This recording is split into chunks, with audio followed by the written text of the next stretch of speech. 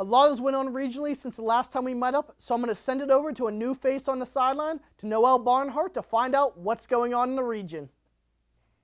The Pittsburgh Penguins have lost yet another important match in the Metropolitan Division against the New York Rangers Sunday night at Consol Energy Center. With a final score of 5-2 and a Metropolitan Division record of 6-8-3, the Penguins need to pull something out of their sleeve to help them defeat their division rivals. The New York Rangers were trailing behind Pittsburgh by 11 points, but have quickly filled the gap in the Metropolitan Division. The New York Rangers are now tied with the Washington Capitals and are 5 points behind the New York Islanders. Captain Sidney Crosby scored the first goal for the Penguins 15 minutes into the first period during a Pittsburgh power play. This goal marks Crosby's 15th goal of the season.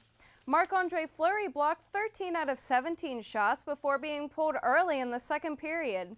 Thomas Greives replaced Fleury in the net but couldn't save the game for the Penguins. Recently acquired David Perrin scored the last goal for the Penguins 6 minutes and 15 seconds into the third period.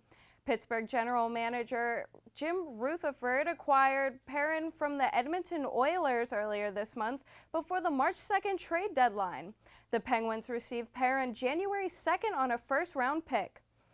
Since he was traded, Perrin has been placed on Sidney Crosby's line and has received 5 points during his first 5 games with the Penguins. The Pittsburgh Penguins play the Philadelphia Flyers tonight at the Wells Fargo Center. That's all I have for the regional sports this week. Let's send it back to Kyle. Thanks, Noah. Hopefully we'll be seeing you again on the sideline. In national news, we'll start off with the NFL, where we now know who will be playing in the Super Bowl. It'll be the Seattle Seahawks playing the New England Patriots.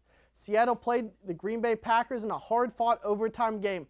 The Packers were up 16-0 before Seattle scored a touchdown on a fake field goal to get some points on the board. Seattle ended up taking the lead late in the fourth quarter, which forced Green Bay to drive down and kick a field goal to get the game into overtime. Seattle won the toss and drove down the field and ended up winning on a 35-yard Russell Wilson to Jermaine Kearse touchdown pass to give Seattle a 28-22 victory. Seattle won the game despite a rough performance out of Russell Wilson, who threw 4 interceptions. The Patriots won their game much easier over the Indianapolis Colts by a score of 45-7. The Patriots were led by ex-Steeler LeGarrette Blount, who rushed for 148 yards in 3 touchdowns on 30 carries. Tom Brady also threw for 3 touchdowns himself. The NFL will also be looking into the New England Patriots.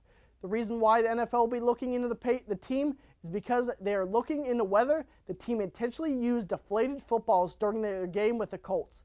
Having an under-deflated football makes it easier to grip and catch the ball.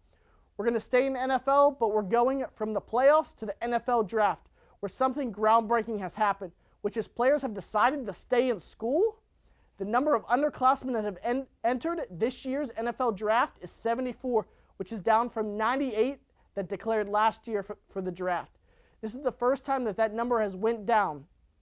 Out of the 98 that ended up getting drafted, entering the draft last year, 36 went undrafted, which is the highest number of undrafted underclassmen.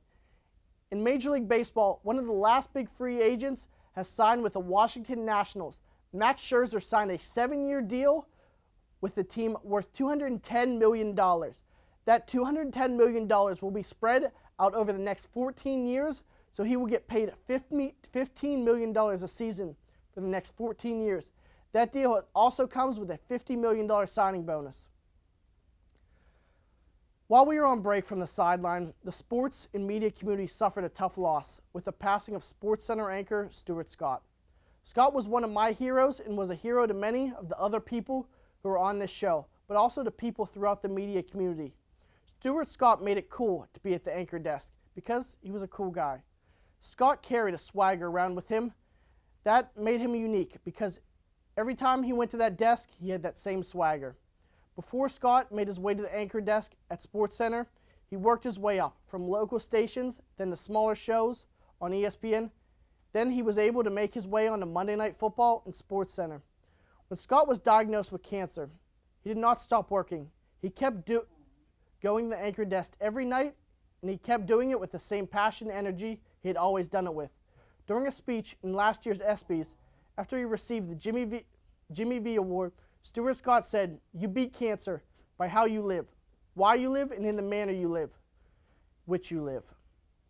When we return here on the sideline, it's time for the case of the week, which is who is the best team in college basketball that isn't Kentucky.